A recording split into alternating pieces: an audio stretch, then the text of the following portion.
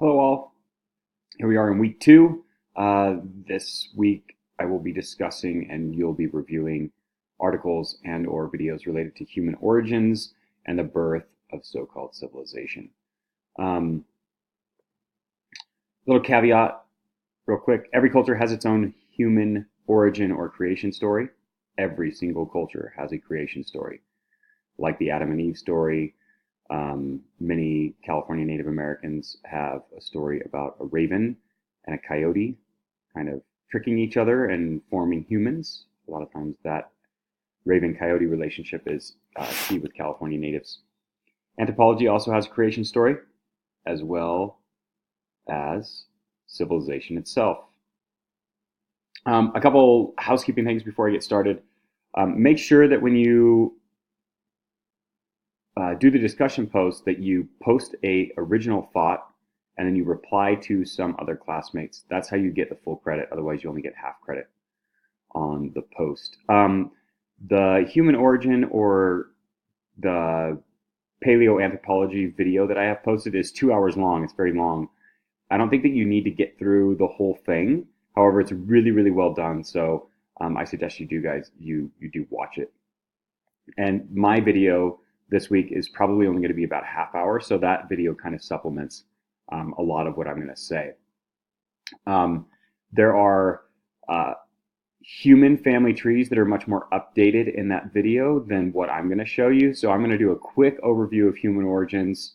And again, human origins tends to fall under physical or biological anthropology, that other subfield of anthropology, and is not super impactful in terms of cultural anthropology itself. So, natural selection, sexual selection, and evolution. Darwin comes into his own in the mid 1800s. So does Wallace. They're basically publishing about evolution of species, biological evolution, in the mid 1800s at the same time. In that origin of species, Darwin's origin of species, he mentions that humans evolved from apes or some ancestor. This is going to cause major controversy from there. And he also predicts that human origins are from Africa, which at current, that is the evidence that we have. 6 to 8 million years ago, our hominin branch splits from a shared relative of primate. And this is fascinating in terms of what the branch looks like. 12 million years ago, gorillas split from that, and 6 to 8 is when chimps split from humans and kind of this other primate relative. We have a lot more fossils than we used to. When I was a kid, it seemed like there were a few that were kind of piecing together and trying to rewrite the human story from a biological perspective or a fossil evidence perspective. Now we pretty much have all the gaps kind of filled in terms of what the Australopithecus looked like, and then younger Australopithecus, older Ardipithecus, and we get Orion and some of the other kind of fill in the whole gaps. And if you want to learn more about that stuff, that's the physical anthropology class. Artifacts are strictly material culture, so anything that human beings or any of our hominid relatives used to make tools or buildings or any of that stuff. But they had to manipulate the environment to make it their own. And this happens, we get our first stone artifacts at 3.3 million years ago with Homo habilis, which is the first member of our Homo kind of genus. Sociality is, again, this idea of being social. This has more to do with sexual selection.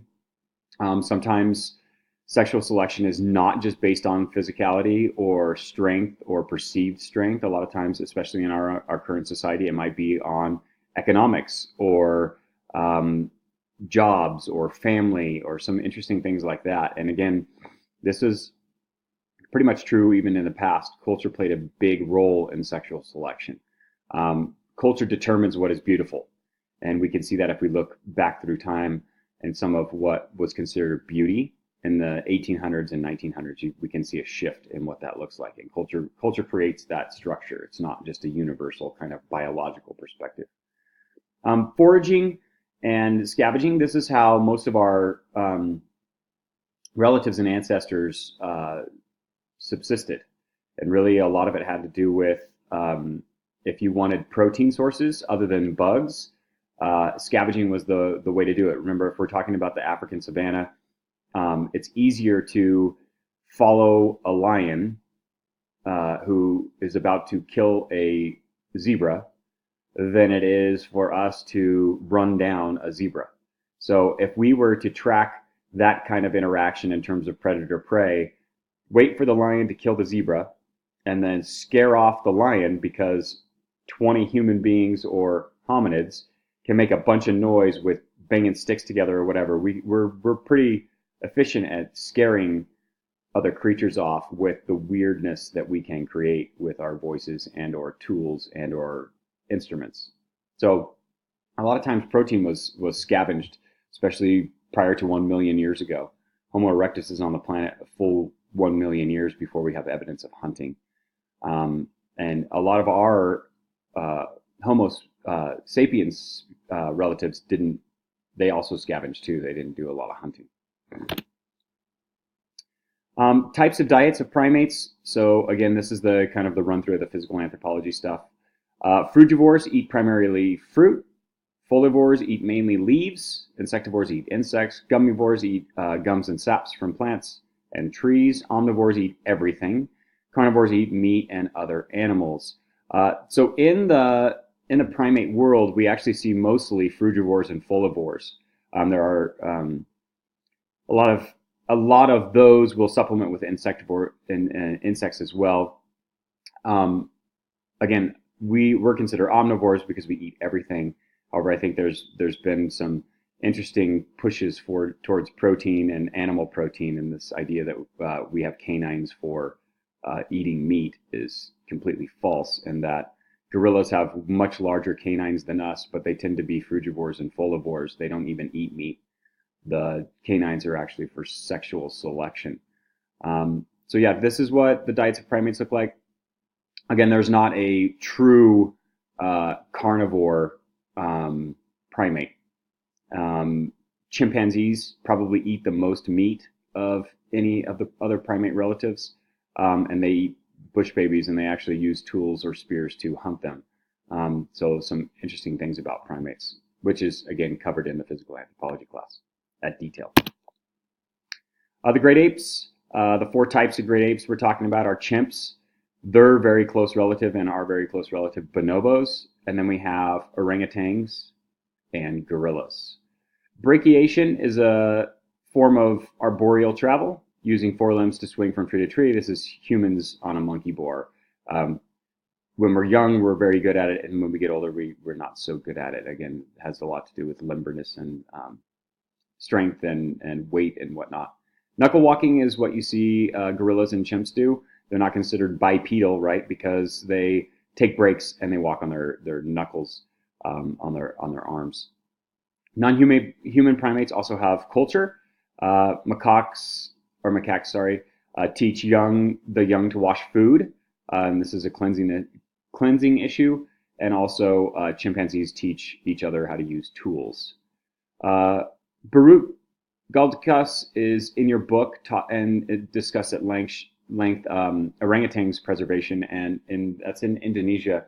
They're chopping a lot of their natural environment down to replace it with palm plantations for palm oil. Palm oil is kind of the new thing that they're throwing in all foods to sweeten it and to add to it.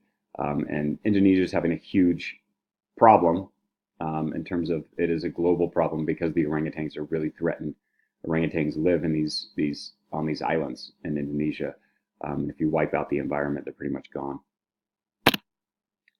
So this is an example of what a human origin timeline looks like. The timeline we're talking about is 6 to 8 million years ago. 3.3, 3.5, we get Homo habilis, and that's going to be a break off into the Homo genus. And then we get into Agaster and Erectus. Homo erectus is probably the most successful relative that we have, around for almost 2 million years. The earliest date that we have for the Homo species is about 300 to 350 in terms of 1,000 years ago. So Homo erectus was on the planet a long time, got all the way to Asia, got into Indonesia, went into Europe, really spanned the whole old world just like we end up doing.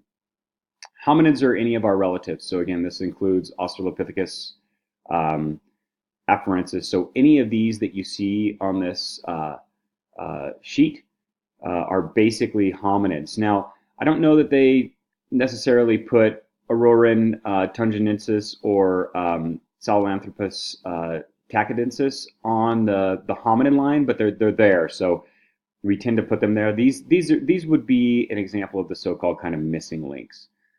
They're much more ape-like.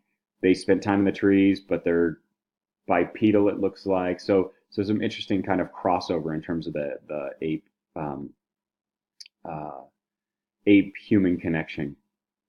Um, and again, that's the biggest misconception, is that we evolved from an ape, right? And that's it's kind of an interesting thing. Really, if you back it up further, we really evolved from a rat-like creature, right? Rats ultimately kind of evolve into squirrels.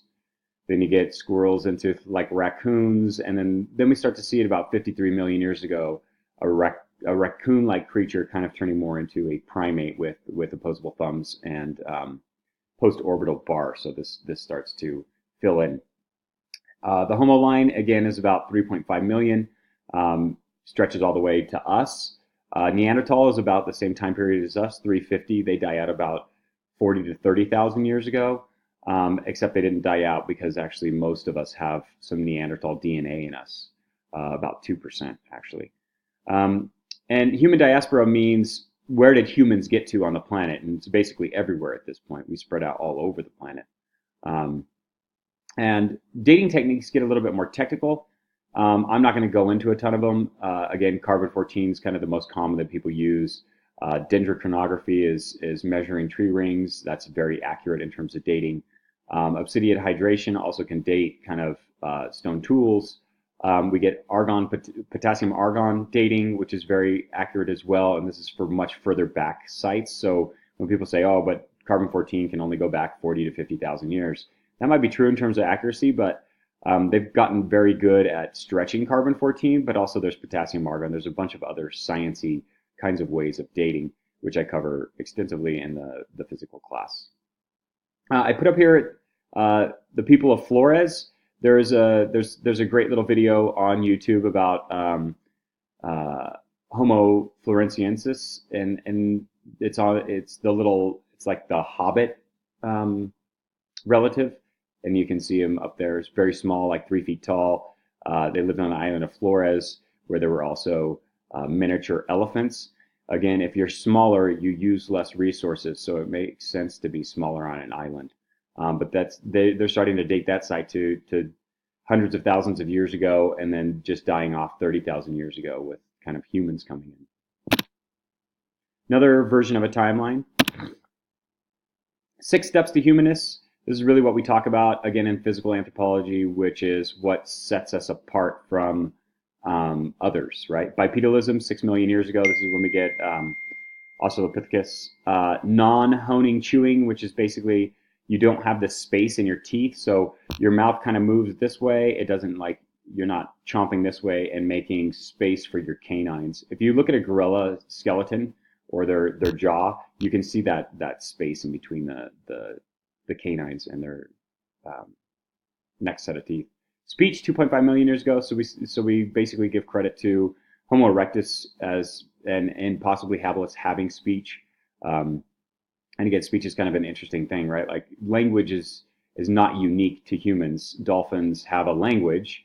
We wouldn't call it speech, but they name each other unique names. Material culture and tools, 3.3 million years ago. This is Homo habilis. Hunting, 1 million years ago. I mentioned this earlier. And then we have domesticated foods at about 11,000 years ago. The reason why that's there is that it drastically changes who we are as a species. In the last 11,000 years, we've changed a lot. From blue eyes lighter skin. We all used to be dark skin. The ability to drink dairy products is another.